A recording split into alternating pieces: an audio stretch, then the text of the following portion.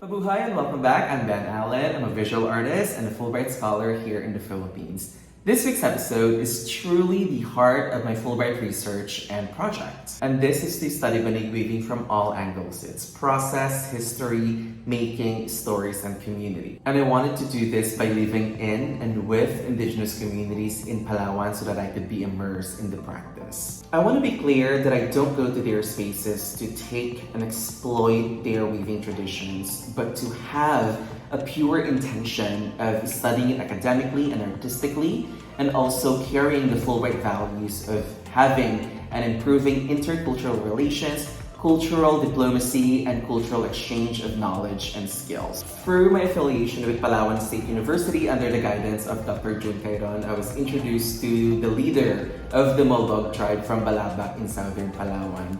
The island is literally located on the tip of the province, and it is closer to Brunei than Puerto Princesa, which is the capital city of Palawan. The place is composed of the most beautiful bodies of water and abundant forests that have an incredible diversity of natural resources that are used in weaving practices. Coincidentally, the leader of the tribe, we call him Pansanol, was in Puerto Princesa City with his wife and grandchildren to sell seaweeds. This is one of their livelihoods on the island, and they would bring it to a bigger city to sell. And Dr. Jun was like, just be prepared on traveling anytime because you're gonna go with them to Balabac. And I was like ready to go. I packed my bag 2 days before the excursion. So I met with Dr. Jun at Pasanol's apartment, and it was my first time meeting him in person. So there's like a formal introduction and storytelling. We were actually there at 6 p.m. and I was supposed to stay with them until we'll leave at 3 a.m. However, I didn't bring any cash with me, thinking that there will be a bank or an ATM on the island. But I was told that there's no bank on the island, so I had to go back to my apartment, find a bank, withdraw money, and I asked them if they could just pick me up at 3 a.m. in my apartment. And they did, and then we left early. First, we traveled for 5 hours using a van to go to Buliluyan Port in Bataraza, Palawan. Then we would take a bangka or a boat to go to Balabac Island from there. But we waited for other passengers for about 2 hours, and then the bangka ride was 3 hours. So all in all, it was a 10-hour trip. It was exhausting, but it was worth it because what was waiting was a beautiful island full of mountains, forests, beaches, and crocodiles. On my first day in Balabac, Pasanol offered me a room for 150 pesos a day, which is about $3 USD. I took it because it was cheap and I wanted to live with them. He also gave me a banig to sleep on and a small electric fan because it gets really hot at night. Water faucet is limited, and so I had to use a well pump to get water for bathing. I'm so glad that I'm not foreign to using a well pump because I used this when I was growing up, and it was actually very nostalgic to use it again, and I was using it every chance I got. Sadly, their water is contaminated, so I couldn't use it to brush my teeth or drink, and so I was using mineral water instead. My first night in Balabac was interesting because there were so many mosquitoes. They will literally flock on my feet, bite it, and like have a feast of my blood. And I can't do that because I am prone to dengue fever. I've had it when I was a kid multiple times and it was not fun. So I was literally spraying like mosquito repellent sprays and mosquito repellent lotion. It was very, very challenging. It was not cute. But the next day was fun because it was the start of my weaving immersion. I had to go to a different barangay to meet with local weavers. I rode a vehicle called Top Down or Kulong Kulong or an open air tricycle. We had a little scenic drive going to Barangay Agutayan. The barangay is located in the mountains and beside the ocean. It is so beautiful and very far from the business of the city.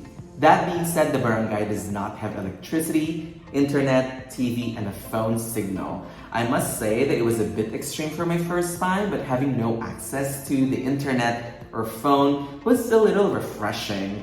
I was forced to talk to people and engage with my full physical and mental presence. In Agutayan, I met with 3 master weavers. All of them are women and part of the Molbog Tribe. First, I met with Nanay Norbena. She showed me her progress in weaving and showed me some techniques and processes of weaving. Due to the demand of everyday life, banig weaving becomes part-time. She has to work during the day to feed her family and weave during the night or early morning. I also met Nanay Elisa, who has been weaving for a long time. Unfortunately and sadly, she has lost her vision due to old age. Her family showed me a beautiful banig, but because it was not being used, termite and ants started eating some parts of the object. It was damaged. Then I met Nanay Norbena, a 59-year-old full-time weaver who has been weaving since she was a kid. She mentioned how the weaving tradition is dying because young generations are not willing to learn the practice. I told her about my research and project, and she gracefully took me as her student. With her guidance, I was learning the process of banig making, how to start and finish it, and also investigate different kinds of materials. While we were weaving, she was sharing her life stories and how she became a weaver. I was also sharing my life story, and we were engaged in that kind of conversation that made us comfortable in learning and teaching each other. She was teaching me the process of weaving while I was introducing her to color theory and how to utilize color more artistically. This is because she said that she only finished first grade and did not have access to education and the arts. And I think that by introducing her to color theory, hopefully can help her banig designs. And she was so graceful to take everything that I can offer. She said that she loves weaving and she has made countless of banig for her family, for personal household use, for celebration, and for death. Now, banig weaving is her main livelihood, but she struggles to find buyers because they live in a remote area of Palawan. Since I was there and she has 2 banigs that she wants to sell, I bought them from her to help her buy groceries and medicines for the next few months. I learned a lot from Nanay Norbena, and I hope that she'll learn something from me too. Experiencing their everyday life humbles me so much. And, learning their culture, their practice, and tradition in their sacred lands and welcoming me to their space grants me so much as an individual and as Filipino to continue tradition, respect the land, and be thankful for everything. Being a US citizen now, sometimes I feel disconnected from my home country. But being welcomed and accepted to a sacred space like in Balabac to create, join, build, and live feels like a reconnection to my Filipino roots. And I hope to continue this journey to understand identity and expand my artistic practice, and also to find ways to help local communities. I have not arrived there yet, but I have a lifetime to do it.